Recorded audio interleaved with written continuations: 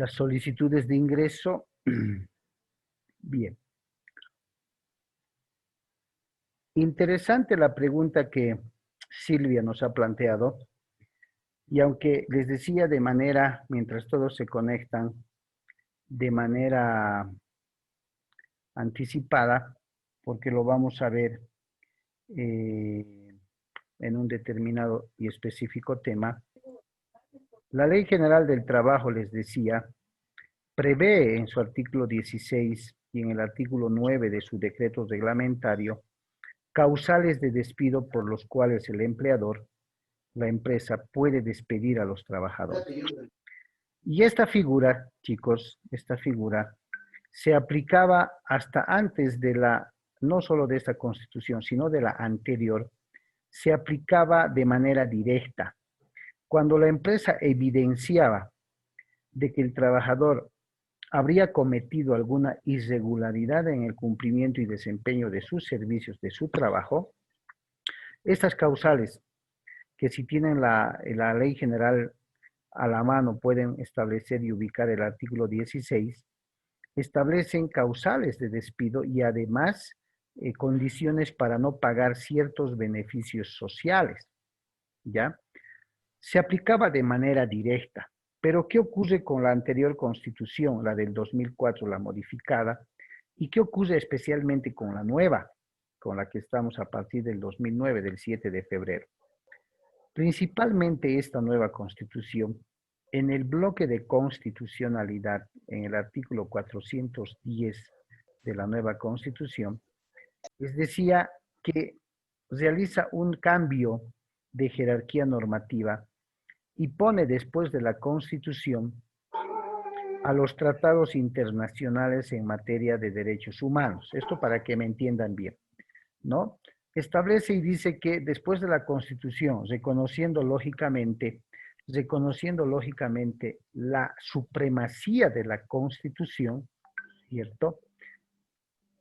En el segundo lugar, reconoce la jerarquía de los tratados e instrumentos internacionales en materia de derechos humanos, ¿ya? En materia de derechos humanos. Tomando en cuenta ahora que el trabajo es Registro de orden de producción. Es un derecho humano. El trabajo ahora está catalogado como un derecho humano. Entonces, por eso es que el bloque de constitucionalidad hace esto. Pero fuera de ello, la pregunta que nos hacía Silvia, no olvidemos dos importantes cosas. La nueva Constitución prevé el derecho y garantía constitucional a la presunción de inocencia. Primero, todos somos inocentes hasta que no se demuestre nuestra culpabilidad. ¿Cierto? Todos somos inocentes. Por eso es que se dice en materia penal, pues, que los delincuentes tardan más en entrar que en salir, porque se presume su inocencia. Si no hay una denuncia formal en contra de un X delincuente que ha robado una cartera, un celular, y la víctima no va y denuncia, la policía no puede hacer nada, porque va a privilegiar su presunción de inocencia mientras no exista una denuncia formal. Y de ahí que lo tienen 8 horas arrestado, ¿ya? Y lo tienen que soltar, les guste o no les guste, salvo que lo detengan en flagrancia, es decir, con las manos en la masa. ¿Listo? Bien. En todo el ejercicio de los derechos se debe respetar la presunción de inocencia, pero también se debe respetar el derecho y garantía constitucional al debido proceso. Ahí voy, Silvia. Ahí voy. ¿Qué va a hacer el ministerio? A ver, lo has encontrado realizando actos de abuso de confianza, disposición del equipo para su conveniencia, eso es un incumplimiento de contrato también, irregularidades en el ejercicio del trabajo, apropiación además de pronto indebida, generación de recursos económicos con equipos, con material de la empresa. Lo echan a ese trabajador, lo echan. Él va al Ministerio de Trabajo y dice, he sido despedido de manera injusta. Yo empresa voy con toda la documentación en la mano, eso es muy importante, y demuestro que no lo he votado injustificadamente, si vale el término votar, no lo he despedido de manera injustificada. Lo he despedido porque este señor ha abusado de la confianza que se le ha dispensado, ha incumplido el contrato, ha realizado actos en contra de la normativa laboral, en contra de la buena fe que se presume y todo aquello. Por tanto, no ha sido ilegal el despido. No es que el Ministerio de Trabajo lo va a proteger. Lo único que el Ministerio de Trabajo va a hacer es decir, muy bien, creo que usted tiene todos los argumentos legales para poder sostenerlos y demostrarlos en la vía que sea pertinente. Pero mientras usted no respete el debido proceso y la presunción de inocencia de este señor, yo debo proteger sus derechos. Y créanme, chicos, créanme, le va a brindar la reincorporación laboral. Yo les cuento un caso real que lo hemos llevado hace un par de años en despacho. No voy a decir el nombre de la institución, grande acá en Cochabamba, en Bolivia también. Resulta que contrata hace años a una gerente general para esa institución, porque gozaba también de una presidencia y de un directorio como máximas instancias. Y es la época cuando aparecen los controles de asistencia biométricos. Entonces la institución, con lo prestigiosa y grande que es, adquiere 2 o 3 de esos equipos para controlar la asistencia de su personal, y pues la empresa técnica que instala esos equipos pregunta y le dice, muy bien, ¿qué funcionario va a tener el control de la contraseña y del password? ¿No? Usuario, contraseña. Por favor, sus micrófonos, jóvenes, silencio, ¿no? ¿Quién va a tener el control? Bueno, para eso está la gerente general, porque toda la información que generen esos equipos se va a centralizar en una computadora para el personal o para la autoridad que maneje el usuario contraseña. Bueno, entonces disponen que la gerente general sea quien conozca y maneje el usuario contraseña. Perfecto. Todo iba bien hasta que en el mes de julio, estas organizaciones, estas instituciones tenían una reunión general a nivel nacional. Entonces viajan el presidente y sus 2 más allegados asesores a la reunión nacional, ¿ya? Un 25 de julio de ese año, Presidencia requiere urgente de una documentación que le deben pasar vía fax. Entonces el presidente llama a la institución y pregunta por la gerente general. La secretaria le dice, no vino por la mañana. Muy bien, páseme por favor esta documentación. 1, 2, 3. Perfecto, le pasan por fax. En la tarde también llaman desde la sede de esta reunión nacional y requieren que se les envíe otra documentación. Pregunta por la gerente y tampoco estaba. Entonces le pide a la secretaria que por favor les emita vía fax. Y cuando tenía que darse la aprobación de las planillas de asistencia para desembolsar los montos para el pago de salarios, resulta que el 25 de julio, que era el evento nacional y que el presidente llamó desde allá para poder contar con una documentación, en el control biométrico de la gerente estaba tiqueo de ingreso 8 en punto, tiqueo de salida 12, tiqueo de ingreso en la tarde 14:30, tiqueo 18:30. ¿Qué tal? Pide informes a recursos humanos, pide informes a las secretarias y resulta que hecha la investigación interna, la gerente general usaba de manera abusiva y discrecional el usuario y contraseña de los aparatos del control biométrico. ¿Qué hacía? Vino al día siguiente, 26 de julio, entró con el password al sistema, cambió la fecha, tiqueó en la mañana, volvió a poner la fecha actual, a mediodía lo propio. ¿Es o no es como parte empleadora una causal para echarla, disculpen el término, a patadas? Sí, doctor, Es. definitivamente es un Y abuso eso de es confianza terrible. Y eso es lo que hace la institución. Inmediatamente el presidente ordena que Recursos Humanos le gire el memorándum de agradecimiento de servicios por abuso de confianza, manipulación maliciosa de los equipos, daños y la botan. Esta gerente lo que hace es ir al Ministerio de Trabajo y denuncia un despido injustificado sin previo proceso, sin previo debido proceso. Es ahí donde el despacho se hace cargo del caso. Nos presentamos a la citación cuando el ministerio era todavía en la calle Santibáñez, y presentamos, pero por lo menos unos 16 legajos de documentación. Gracias a Dios, ese entonces, el ministerio tenía un criterio más neutral. El inspector dice no se va a dar cabida a la reincorporación. ¿Por qué? Porque existe abundante prueba de la parte empleadora y aunque no se ha respetado el debido proceso, ha habido abuso de confianza, por lo tanto declina competencia a la vía judicial en materia laboral. Perfecto.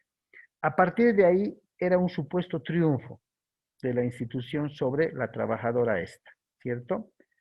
Y cuando Presidencia nos hace y nos pide un criterio legal de posibles contingencias que pudieran presentarse en caso de que esta señora se vaya por la vía judicial, nosotros les respondemos lo siguiente. Evidentemente concurren causales previstos en el artículo 16 de la Ley General y el 9 de su decreto reglamentario.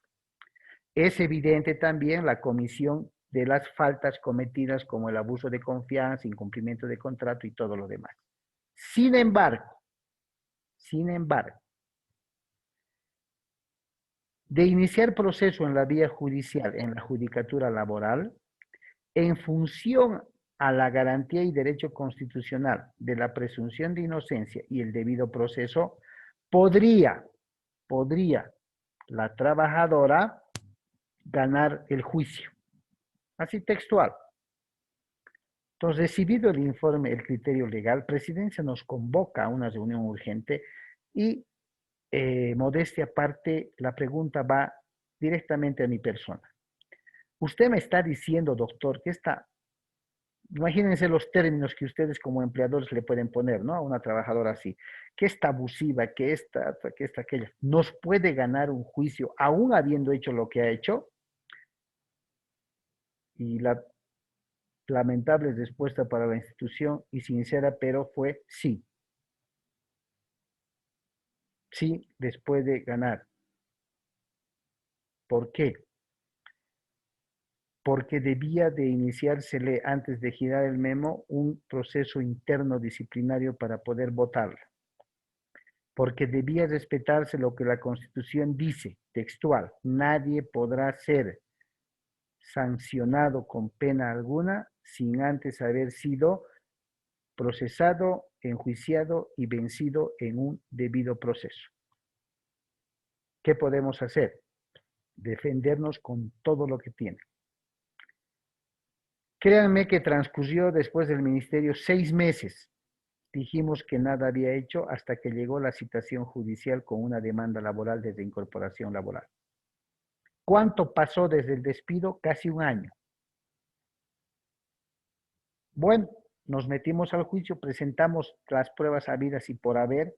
Ahí prácticamente yo me enteré cómo funcionaban técnicamente esos equipitos de control biométrico, porque producimos la prueba de que un técnico de la empresa que había instalado esos equipos en audiencia le pueda explicar a la juez cuál fue el real alcance del abuso de confianza, el manipuleo y todo aquello. La empresa se fue ahí me acuerdo, con un panel, una pizarra mediana, y el técnico nos dio una clase magistral de la forma en que técnica y tecnológicamente funcionan esos equipitos, que dicho sea de paso habían tenido un archivo backup, ¿no ve? Donde se guarda absolutamente todo el manipuleo que se hace. Perfecto. Concluido el término de prueba en ese proceso, chicos, esperamos por lo menos 2 meses la sentencia. Llega la sentencia, que eran unas 16 hojas, me acuerdo. Por lo menos 15 hojas eran a nuestro favor, que siendo evidente que la empresa pudo comprobar bajo el principio de inversión de la prueba, el efectivo manipuleo, por tanto, se adecua al abuso de confianza. Por otro lado, o sea, 15 hojas de la sentencia eran a nuestro favor. Pero cuando llega a la parte casi final, antes del por tanto, me acuerdo y grabada está en la memoria la palabra, dice, empero, Empero, que quiere decir sin embargo, la Constitución Política del Estado, promulgada el 7 de febrero del año 2009, dice así, ¿no? Establece claramente en sus artículos 115, 116, 117 la presunción de inocencia y el debido proceso. Por tanto, la parte empleadora, al no haber respetado estos dos grandes derechos constitucionales, sí vulneró el derecho al trabajo y a la estabilidad laboral de la trabajadora. En consecuencia, se dispone declarar probada la demanda y ordenar que la institución reincorpore al mismo cargo y nivel salarial a la trabajadora con el pago de todos los derechos y beneficios de los que gozaba, incluidos los sueldos devengados. Por todo el tiempo transcurrido, le habíamos debido hasta el día de la sentencia una suma de 96,000 bolivianos de salarios sin trabajar. ¿Qué les parece? Una desgracia, doctor. Increíble, doctor. ¿Ya? Entonces, imagínense, 15 hojas a favor de la institución y en 2 párrafos nos liquida. Nos liquida. Entonces nos Doctor, convocan. Sí, adelante. doctor, va a disculpar. O sea, ahora en este caso, lo correcto que la empresa debería haber hecho es haber primero, antes de despedir, haber iniciado el proceso. Después que Eh, continúe el proceso, Eterno. recién despedirla. O sea, iba a ganar el caso si es que no la hubiesen despedido primero, ¿no es cierto? Exactamente, muy bien. Esa es la clave. Si la falta es menor y no amerita un proceso penal, la empresa tiene todo el derecho de iniciar un proceso penal, ojo, dependiendo del delito cometido, de la falta cometida.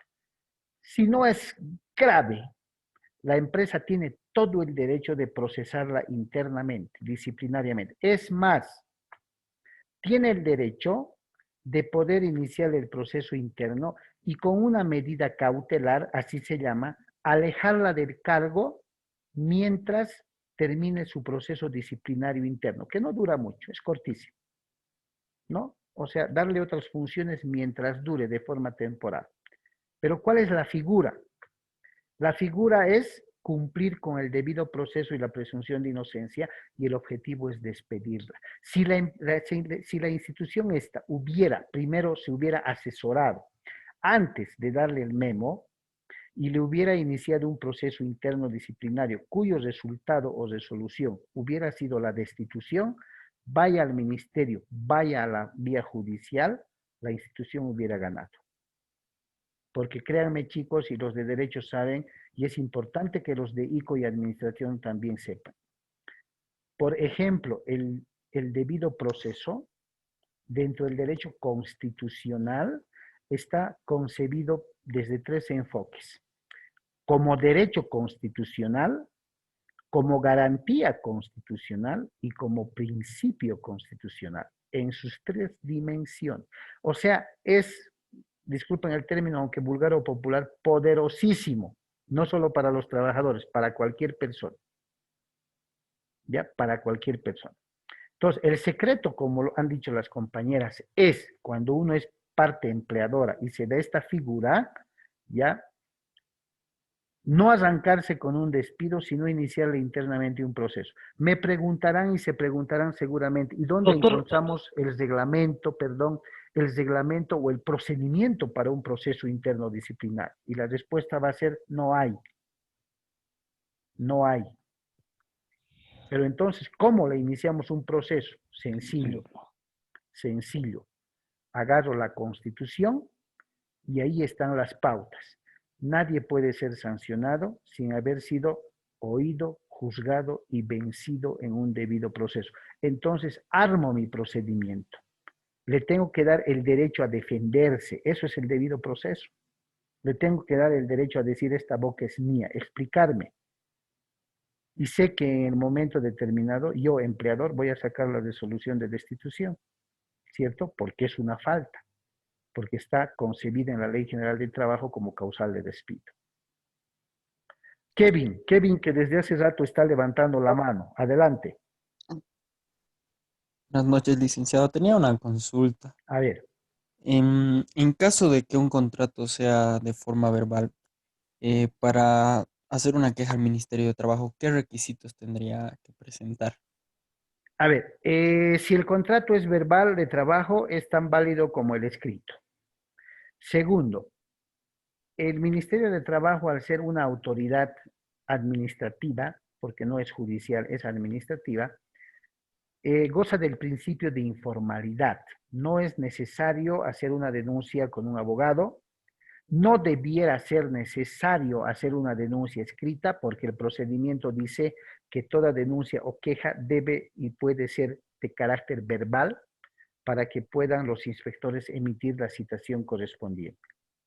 Es verdad que hoy por hoy, por la pandemia y por la cantidad de gente que hay en la Jefatura Departamental de Trabajo, les es más cómodo pedir a los denunciantes, a los trabajadores, pedirles que hagan una denuncia escrita, ¿no?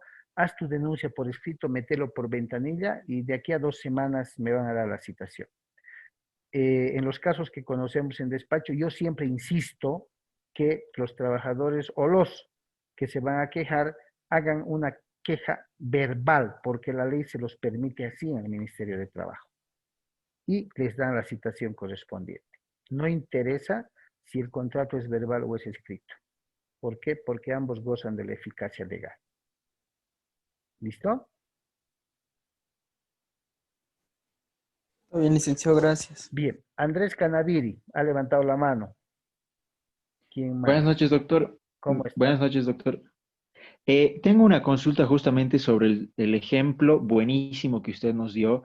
Y mi pregunta es la siguiente. Bueno, en este caso, en el ejemplo que usted nos mencionó, ganó la trabajadora, pese a que, como dijo, la empresa tenía todos los argumentos obvios para poder ganar.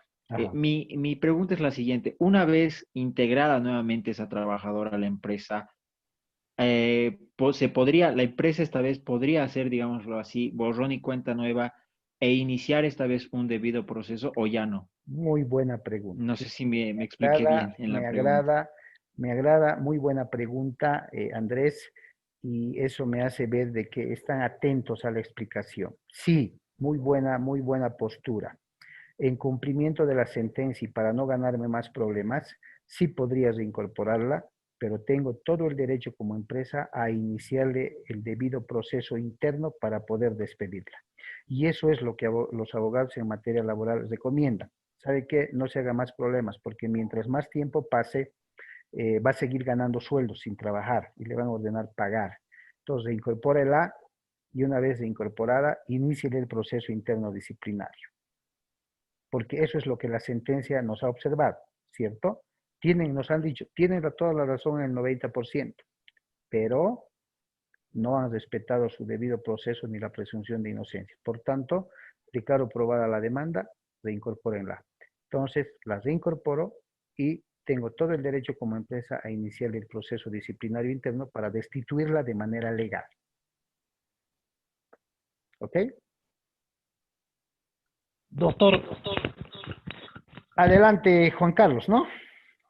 sí, doctor, perdone mi Adelante. ignorancia, pero como no hay ninguna ley para procesarla, ¿a dónde voy, doctor, para procesarla internamente? Constitución política del Estado. Les comento esto más, adelantándome a algunos temas.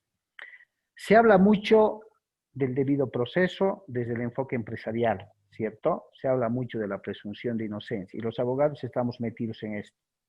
Y los colegas de derecho que ahora nos están escuchando, pues lo están mucho más, lo van a estar mucho más. Se habla mucho de la presunción de inocencia, se habla mucho del debido proceso, se habla mucho del principio de seguridad jurídica. Pero cuando decimos, ¿y dónde está el reglamento? ¿El ministerio lo tiene o no lo tiene? La respuesta es no hay, lamentablemente. Entonces, ¿con qué lo proceso? Porque no puedo hacerlo. Desde el año 2009, chicos, hay una resolución ministerial, la 737/2009. ¿Ya? Cuando se promulga la nueva Constitución Política del Estado, el 7 de febrero del 2009, posterior a eso sale esta resolución ministerial del Ministerio de Trabajo, la 737/2009, y ordena la suspensión de todo el procedimiento administrativo de aprobación de reglamentos internos de personal de las empresas. ¿Ya? Dice, paralícese todo, devuélvase los que están en curso, en tanto y en cuanto veamos qué hacemos. Se paraliza desde el 2009 hasta el 2015. Y la disyuntiva de la empresa era, ¿y ahora con qué lo proceso a mi trabajador? O sea, ¿ya no sirven los reglamentos? No. Simplemente esa resolución decía, paralícese todos los trámites de aprobación de reglamentos internos nuevos porque no están adecuados a la nueva Constitución. Y dice, se mantiene vigentes los reglamentos internos anteriormente aprobados en tanto y en cuanto no sean contrarios a la Constitución. En caso de duda, ojo, en caso de duda, remítase a la Constitución Política del Estado. Ah, perfecto. El 2015, no me acuerdo del ministro de Trabajo que entra, pero renunció a los 2 meses o 3, porque entra y dice, con la resolución ministerial 650 creo que era, dice, se levanta la suspensión de los trámites y metan las empresas todos sus reglamentos. Y a las 2 semanas vuelve a suspender. Y cuando hay un reclamo de la Central Obrera Boliviana, me acuerdo, emite la resolución ministerial 728/2015, sí, la 728/2015, donde paraliza nuevamente todo y dice, se pone en vigencia la resolución ministerial 737/2009. ¿Y qué hacía la 737? Paralizaba todos los reglamentos internos en su trámite de aprobación. ¿Ya? Entonces, ¿qué hacen las empresas? Dice, ¿y ahora con qué norma nosotros reglamentamos la conducta de nuestros trabajadores? Con el reglamento que tienen aprobado anteriormente y si alguno de esos artículos de ese reglamento es contrario a la Constitución, no lo aplican. En caso de duda, remítanse a la Constitución. Perfecto. ¿Cómo proceso a un trabajador que incurre en alguna de estas faltas? Me voy a la Constitución Política del Estado, artículos 115, 16, 117, y me dice que nadie podrá ser penado o sancionado sin haber antes sido oído, juzgado y vencido en un debido proceso. Ojo, oído, juzgado y vencido. O sea que le tengo que dar el derecho a defenderse. Le tengo que juzgar, tengo que considerar, valorar su descargo, su explicación, y después lo voy a vencer con la resolución. En base a ello, asesoría legal hace un pequeño procedimiento, pero ajustado a la Constitución. ¿No? Ejemplo rapidito. Toda la documentación pertinente, investigada y recogida por recursos humanos es pasada a gerencia general o a presidencia. Presidencia, con todo el legajo de antecedentes e informes, agarra y designa al asesor legal, por así decirle, como el juez sumariante, como el juez que va a llevar adelante el proceso. Con toda esa prueba, el abogado agarra una carta y le notifica al trabajador diciéndole que de las investigaciones internas realizadas se advierte que usted ha cometido esto, esto y esto. Le otorgo 72 horas para presentar todos sus descargos. ¿Lo estoy oyendo? Sí. ¿Le estoy dando derecho a defenderse? Sí. Dentro de las 72 horas el trabajador agarra y presenta una carta explicando pruebas, qué sé yo, ¿no? Y para reforzar el debido proceso, digo, no son suficientes las pruebas, señor trabajador, se le otorga 24 horas más para poder acreditar sus descargos respectivos. Lo hace, analizo, no me parece, emito una sanción que va a ser la destitución. ¿Me va a llevar a proceso, me va a llevar a juicio, me va a llevar a un amparo constitucional? Perfecto. ¿Qué van a revisar los tribunales? ¿Se le ha respetado el debido proceso? Y la empresa presenta y dice, sí, aquí está el legajo. Se han reunido los informes pertinentes, se le ha pasado una solicitud al trabajador para que explique, respalde, justifique, lo ha hecho, aquí está, ha presentado pruebas, se le ha dado 24 o 48 horas más para que refuerce esas pruebas, lo ha hecho, no lo ha hecho, y se ha emitido una resolución. Y esa resolución es destitución. Perfecto. El tribunal lo único que advierte es, se ha respetado su debido proceso, esta no es la instancia para hacer valer derechos, y chao. Así se está manejando ahora. Doctor, a medida, va a disculpar, Doctor, a medida que va pasando el tiempo, estas normativas también van cambiando, ¿no es cierto? A medida de la necesidad Muy de- de- buena. Saben que dentro de las áreas jurídicas o legales, el derecho del trabajo debe ser una de las más dinámicas. Primero, no se olviden que cada 1 de mayo venía el paquetito de regalo de normas a los trabajadores. Cada 1 de mayo, yo no sé qué más le iban a dar, ¿cierto? No sé la verdad qué más le iban a dar. No es que esté en contra de los trabajadores, lógicamente. Todo comentario que yo vaya a hacer, chicos, es desde el punto de vista académico, ¿sí? Buscando un equilibrio. Pero cada 1 de mayo, fuera del incremento salarial, fuera del incremento al mínimo nacional, había una norma, ¿no ve? A ver, por el matrimonio 3 días, por el luto tantos días, por embarazo tantos días, prenatal, postnatal, Papa Nicolau, mamograma, un día pagado, por de años. próstata, otro día, hijo menor de 12 años, que estoy muy de acuerdo con los hijos, no hay que jugar, perfecto, permiso pagado. ¿Sí o no? ¿Qué más? A ver, día de los cumpleaños, permiso, aunque muchas empresas no dan todo el día, dan mediodía. O sea, ¿qué más? Y al empleador la pregunta es, ¿qué le dan al empleador? O sea, tenemos que jugar con los dos enfoques, ¿cierto? Pero sí, materia laboral a diario. Les comento, cada 1 de mayo, incremento de salario al mínimo nacional y el incremento salarial al haber básico. Una que otra norma acá, el foro sindical, refuerzo a los dirigentes, todo aquello.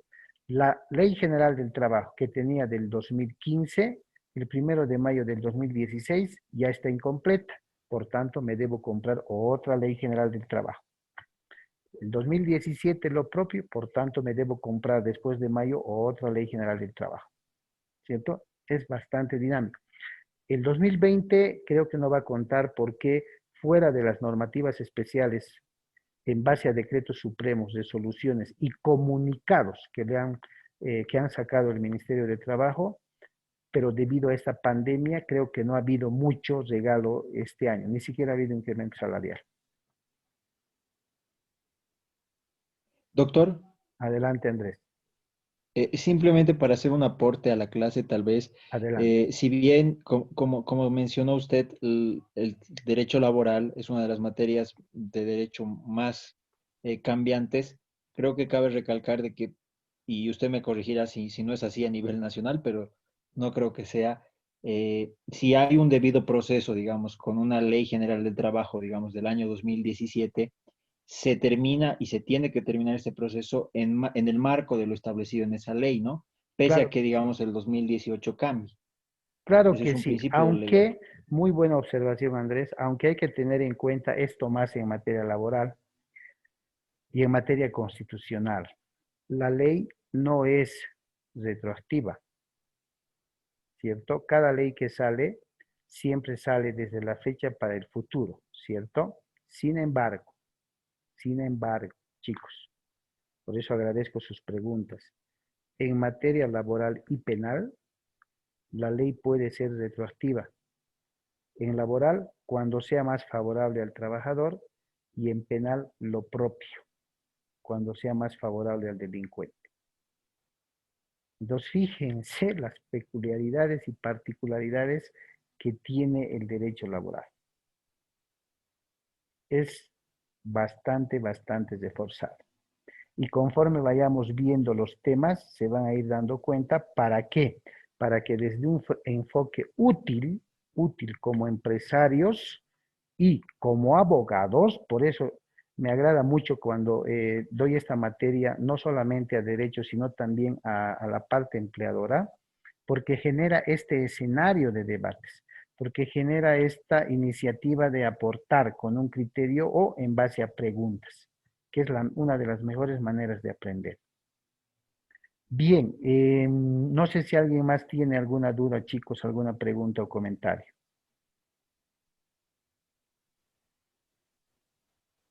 Doctor, Adelante. de acuerdo, o sea, de las clases de contratos de carácter de tiempo, Sí. ¿se sigue habiendo de 6, 3 meses, un año? ¿O cómo ya han cambiado eso, doctor? Quería saber. Sí, se mantiene una lógica que la vamos a ver la próxima clase. Fíjense que nos hemos quedado ahí, pero tampoco podía dejarlos sin responderles a las dudas que tenían. se mantiene una línea estándar, ¿no? Por ejemplo, el contrato a plazo fijo se recomienda que sea de 1 año, pero sin embargo puede ser 8 meses, 6 meses, inclusive 3 meses. El tema es conocer cuánto me va a convenir firmar un contrato a plazo fijo de 3 meses, ¿no? Es un periodo corto, o mejor lo firmo en el carácter eventual. Vamos a conocer cuáles son las características de un contrato indefinido, de uno a plazo fijo, de uno eventual, de uno por temporada, de un aprendizaje y todo aquello. ¿Para qué? Para que en función a los intereses de cada empresa o de cada asesor puedan conocer y asesorar a las empresas y establecer, este es el contrato que debemos firmar con esta gama de trabajadores. Con este otro grupo podemos hacerlo de esta manera. Aunque vamos a conocer también cuáles son las posibles contingencias legales que se nos puede presentar a momento de suscribir los contratos, pero principalmente cuando el trabajador descontento vaya y se queje ante la autoridad administrativa laboral o ante la judicatura laboral. ¿Ya? Ha habido modificaciones, sí, pero en base a interpretaciones del Tribunal Constitucional, en base a normas que incluso datan de 1930 y tantos, 40 y tantos, 70 y tantos, que a la fecha siguen vigentes. Y eso nos va a normar qué tipo de contratos es los que vamos a conocer llegado el momento. Gracias, doctor. ¿Listo? No se preocupe. Por eso les decía, a partir del tema 3, materia laboral es interesante y es un juego, como están haciendo ustedes, de conocer más, de preguntar. Por eso les decía, desde comienzo, no se callen. Y agradezco a las personas que cualquier pregunta es útil, chicos. ¿Por qué? Porque esa pregunta genera una explicación, una respuesta o una ejemplificación para que puedan entender de mejor manera cada tema. ¿Listo? Bien, estamos llegando, chicos, al final de la segunda sesión de grabación, a 1 minuto prácticamente. Vamos a continuar el día jueves. Esperemos terminar de una vez contratos y empezar con el otro tema. ¿Les parece? Sí, doctor, está bien. Perfecto, ¿Ya? doctor. Listo. Muchísimas gracias por su asistencia y vamos a estar viéndonos el día jueves en el horario de costumbre, ¿ok?